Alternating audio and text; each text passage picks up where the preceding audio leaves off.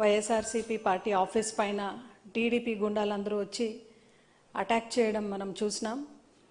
ఆ రోజు మన పిల్లలు, మన కార్యకర్తలందరూ కూడా హిందూపూర్ పార్టీ ఆఫీస్లో ఉండగా ఒక 5-6 కార్లు వచ్చి చాలామంది వచ్చి అనాథరైజ్డ్గా హిందూపూర్ పార్టీ ఆఫీస్లో వాళ్ళందరూ కూడా రావడం జరిగింది. వీళ్ళందరూ కూడా ఎందుకు వస్తున్నారు, మీరు ఎందుకు ఇట్లా చేస్తున్నారని అడిగితే, ఇది మా ఇష్టారాజ్యం, ఇది మా సామ్రాజ్యం, హిందూపూర్ అనేది మన సామ్రాజ్యం అని చెప్పుకుంటూ మీరు ఎవరికి చెప్తారో చెప్పుకోపోండి అని చెప్పి అక్కడున్న గ్లాసెస్ కానీ, ఫర్నిచర్స్ కానీ, సిస్టమ్స్ కానీ, అదేవిధంగా అంబేద్కర్ ఫోటోగ్రాఫ్ కూడా, అంబేద్కర్ జీ ఫోటోగ్రాఫ్ కూడా కిందికి వాళ్ళు పడేయడం ఎంత మాత్రం సమంజసం అని అడుగుతున్నాం. అదేవిధంగా కనకదాసులు అంటే కురుబళ్ళ ఆరాధ్య దైవం, ఆ కనకదాస్ గారి ఫోటో కూడా కిందకి వేసి పగలగొట్టడం, డాక్టర్ వైఎస్ రాజశేఖర రెడ్డి గారి విగ్రహం కూడా తోయడం, కిందకి పడేయడం, ఇవన్నీ కూడా చేశారు. అక్కడున్న కార్యకర్తలు మీరు ఎందుకంటే ఇట్లా చేస్తున్నారని అడిగితే వీళ్ళు ఐడెంటిఫై చేశారు. ఎవరైతే వచ్చినారో వాళ్ళందరినీ కూడా వీళ్ళు ఐడెంటిఫై చేసినారు. ఎందుకు అడుగుతున్నారంటే, ఎందుకు చేస్తున్నారని అడిగితే, మా ఇష్టం, మేము ఏదైనా చేసుకుంటాం, ఎవరికి చెప్తారో మీరు చెప్పుకోపోండి అని చెప్పడం జరిగింది. అదేవిధంగా కార్యకర్తలందరూ కూడా మళ్ళా ఎందుకంటే ఇట్లా చేస్తారని న్యాయపరంగా అడిగితే వీళ్ళందరిపైన అటాక్ చేయడం జరిగింది. ఆ రోజు అక్కడున్న కార్యకర్తలందరిపైన అటాక్ చేయడం జరిగింది. కట్టెలు తీసుకొని వాళ్ళ వెనుక వాళ్ళందరినీ కూడా పారాడిపించుకొని పోయి అట్లా కొట్టడం కూడా జరిగింది, దాడి చేయడం కూడా జరిగింది.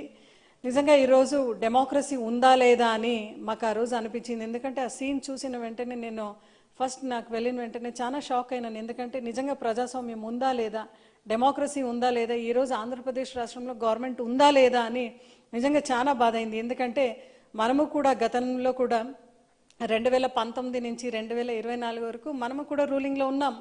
అయితే జగన్మోహన్ రెడ్డి గారు మమ్మల్ని అందరినీ కూడా చాలా డిసిప్లిన్గా మాట్లాడి చెప్పినారు, డిసిప్లిన్ పాటించండి, ఎలక్షన్ ఉన్నప్పుడు మాత్రమే రాజకీయం చేయండి, మిగతా సమయంలో ఖచ్చితంగా మీరు కులాల అతీతంగా, పార్టీలకు అతీతంగా, మతాలకు అతీతంగా, ప్రాంతాలకు అతీతంగా అందరికీ కూడా టీడీపీ వాళ్ళు వాళ్ళు మనకు ఓటు వేయలేదని తెలిసినా కూడా వాళ్ళ ఇంటికి సంక్షేమ పథకాలు అందించి వాళ్ళని గౌరవించే కార్యక్రమం జగన్మోహన్ రెడ్డి గారు చేశారు. ఎందుకంటే రాజు అనేవాడు అందరికీ కూడా సమన్వయ న్యాయం చేయాలని జగన్మోహన్ రెడ్డి గారు నమ్మినారు. కాబట్టి ఆ రోజు అటువంటి రామరాజ్యం చూసాం. ఈరోజు ఇంత జరిగినా కూడా బాలకృష్ణ గారు ఆ రోజు కాన్స్టిట్యున్సీలో ఉన్నారు, ఎక్కడ కూడా ఒక స్టేట్మెంట్ చెప్పలేదు, ఎక్కడ కూడా ఒక స్టేట్మెంట్ కూడా విడుదల చేయలేదు. అదేవిధంగా హోమ్ మినిస్టర్ అనిత గారు ప్రతి దానికి కూడా చిన్న చిటిగా కూడా ఆమె రెస్పాండ్ అవుతూ బురద చెల్లె కార్యక్రమంలో ఆమె ఫస్ట్ ఉంటుంది. ఈరోజు వీడియో కూడా రిలీజ్ చేసినాం. టీడీపీ గుండాలు ఎవరైతే వచ్చినారో విత్ ఫేసెస్ ఐడెంటిఫికేషన్ వీడియో కూడా రిలీజ్ చేసినా కూడా ఇంతవరకు ఒక 16 మంది పైన మాత్రమే ఎఫ్ఐఆర్ కట్టడం జరిగింది. మిగతా వాళ్ళ గురించి అడిగితే మేము అదర్స్ అని పెట్టడం అని డిఎస్పీ గారు స్వయంగా చెప్పడం జరిగింది. ఈరోజు నేను ఒకటే అడుగుతున్నాను, అంటే బీసీ పిల్లల్ని, అదేవిధంగా కార్యకర్తల్ని, వైఎస్ఆర్సీపీ లీడర్స్ని, వాళ్ళందరినీ కూడా టార్గెట్ చేస్తే మీకు ఓటులు పడవండి.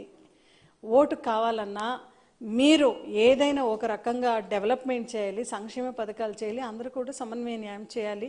అది మీరు చేస్తే మాత్రమే మీకు ఓటు రూపంలో అది ఒక పలకపడి ఉంటుందే తప్ప, ఎప్పుడైతే మీరు వైఎస్ఆర్సీపీ పార్టీల అధికారంలో వచ్చిన నుంచి కూడా వైఎస్ఆర్సీపీ కార్యకర్తల పైన, లీడర్స్ పైన మీరు దాడులు చేస్తూ, అరెస్ట్ చేస్తూ, చిన్న సోషల్ మీడియా ద్వారా మిమ్మల్ని క్వశ్చన్ చేసినా కూడా మీరు కేసు బనాయించి నిన్న కారుమూరి వెంకటరెడ్డి గారిని కూడా మీరు అరెస్ట్ చేయడం జరిగింది. అంటే ప్రశ్నించే ప్రతి గొంతుని కూడా మీరు అరెస్ట్ చేస్తారంటే ఆ ఒక లిస్టు చాలా నెవర్ ఎండింగ్ లిస్ట్లో మీరు ఉంటారు. కాబట్టి ఈరోజు నారా లోకేష్ గారికి, చంద్రబాబు నాయుడు గారికి ఒకటే అడుగుతున్నాం, దయచేసి మీరు దీనిపైన స్పందించాలి, మీరు మాట్లాడాలి. హోమ్ మినిస్టర్ అనిత గారు కూడా మీరు న్యాయం చెప్పాలి ఈ మాటకి. ఎందుకంటే మేము పోయి కంప్లైంట్ పెట్టిన వెంటనే మళ్ళా మీరు ఎవరైతే పిల్లలు ఉన్నారో వాళ్ళపైన మీరు ఈరోజు ఈ యూత్స్ అందరిపైన మీరు అట్రాసిటీ కేసు కట్టారు.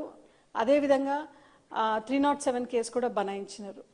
అసలు వేణురెడ్డి గారు he's not at all in the స్పాట్లోనే లేరు.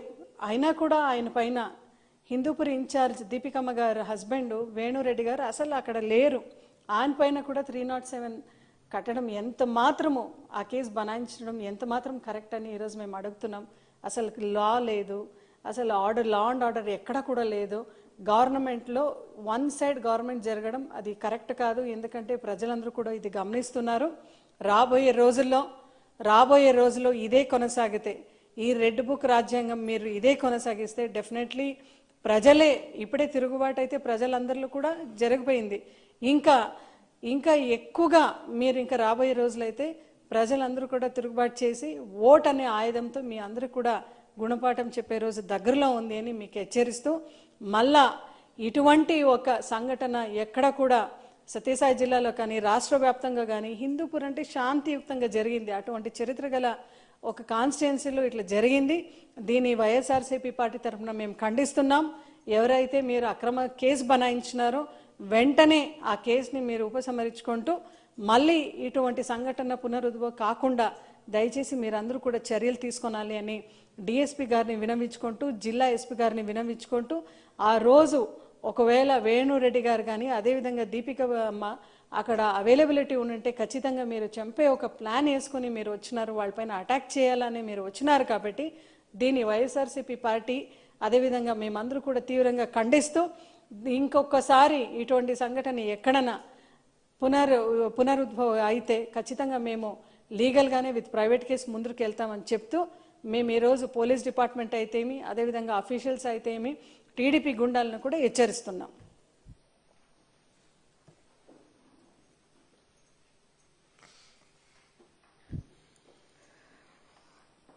సాటర్డే శనివారం 15వ తారీఖు నవంబర్ మధ్యాహ్నం దాదాపు 3:50కి హిందూపూర్లో ఉన్నటువంటి వైఎస్ఆర్సీపీ కార్యాలయం వద్ద టీడీపీ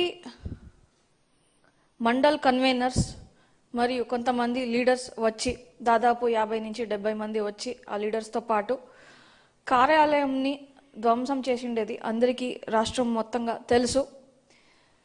ఇంతవరకు టీడీపీ నాయకులు ఇటువంటి చర్యలకి పాల్పడి ఒక్క టీడీపీ నాయకుడు కూడా దీనిపైన స్పందించలేదు.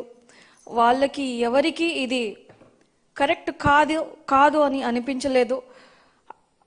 Opposition ruling party CM Lokesh Babu గారు, అక్కడ సిట్టింగ్ ఎమ్మెల్యే బాలకృష్ణ గారు కూడా దీనిపైన స్పందించలేదు. ఇంతవరకు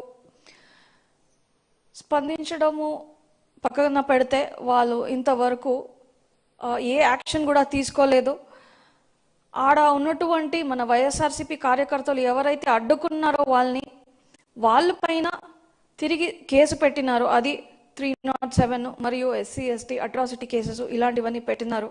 ఎంతవరకు న్యాయమని నేను అడుగుతా ఉన్నాను. లేకుండా ఉండే వాళ్ళ పైన కూడా ఆ రోజు కేసు అనేది వీళ్ళు కట్టించుతున్నారు. వేర్ ఇస్ లా అని నేను అడుగుతా ఉన్నాను ఈరోజు. దీనిపైన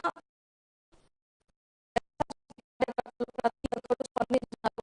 అయినప్పటికీ రాష్ట్ర వ్యాప్తంగా స్పందించినప్పటికీ కూడా ఒక్క టీడీపీ లీడర్ కూడా దీనిపైన కరెక్ట్ కాదు అని ఒక స్టేట్మెంట్ కానీ ఏదో ఒక స్టేట్మెంట్ కానీ ఇవ్వలేదు. దీన్ని నేను తీవ్రంగా ఖండిస్తా ఉన్నాను. రాబోయే రోజుల్లో ఇలాగే మీరు రెడ్ బుక్ రాజ్యాంగాన్ని నడిపితే ఏ ఒక్క ప్రజలు ఊరుకుండేది లేదు. ప్రతి ఒక్క మీ మూవ్మెంట్ని ప్రజలందరూ గమనిస్తూ ఉన్నారు. ప్రతి ఒక్కరికి తెలుస్తూ ఉంది టీడీపీ వాళ్ళు ఒక రెడ్ బుక్ రాజ్యాంగం అనేది ప్రతి ఒక్క చోట జరుపుతా ఉన్నారు. ఒక గొంతు ఏదైతే మిమ్మల్ని ప్రశ్నిస్తూ ఉందో మీరు దాన్ని కేసులు పెట్టి నొక్కేస్తా ఉన్నారు. ఈరోజు ఎంతమంది పైన కేసు పెడతారని నేను ఈరోజు మిమ్మల్ని ప్రశ్నిస్తూ ఉన్నాను. ఇది కరెక్ట్ కాదు అని నేను తెలియజేస్తూ, ఏదైతే న్యాయం ఉందో ఖచ్చితంగా పోలీస్ ఫోర్స్ వాళ్ళు దయచేసి న్యాయం చేయాలా అని టీడీపీ లీడర్స్ ఎవరైతే ఉన్నారో దీనిపైన స్పందించాలి. ఎందుకంటే ఒక పార్టీ కార్యాలయాన్ని పట్టపగలే వచ్చి మీ టీడీపీ లీడర్స్ ఎవరైతే ఉన్నారో వాళ్ళు వచ్చి పగలగొట్టి వాళ్ళతో ఆయుధాలు ఏమిటంటే ఆడున్నటువంటి స్టీల్ చైర్లు, ఆడున్నటువంటి వాజు కట్టలు ఏదైతే ఉందో అవే వాళ్ళు ఎత్తుకొని దాన్ని మారణాయుధంగా వాడి పగలగొట్టినారు. మీకు కరెక్ట్ అనిపిస్తుందా టీడీపీ లీడర్స్? ఈరోజు నేను మిమ్మల్ని ప్రశ్నిస్తూ, దీనిపైన మీరు ఖచ్చితంగా స్పందించి మీ పార్టీ కార్యకర్తలు ఎవరైతే ఉన్నారో వాళ్ళకి శాంతి పాఠం నేర్పియాలని నేను ఈరోజు హెచ్చరిస్తూ మిమ్మల్ని కోరుకుంటున్నాను.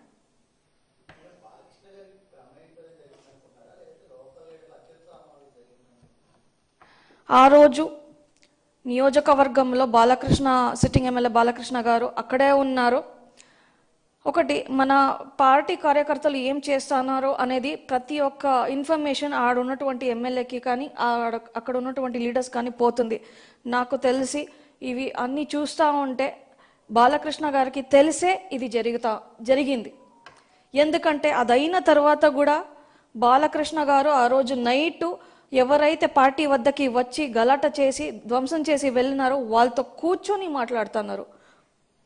ఒక్కసారి వాళ్ళని అడిగింటే ఒక స్టేట్మెంట్ అనేది కూడా ఇంతవరకు వాళ్ళు కరెక్ట్గా ఉంటే ఇంతవరకు ఒక స్టేట్మెంట్ కూడా బాలకృష్ణ గారు విడిచిపెట్టలేదు. దిస్ జస్టిఫైస్ బాలకృష్ణ గారు రెచ్చగొట్టి చేపించిండేది అని.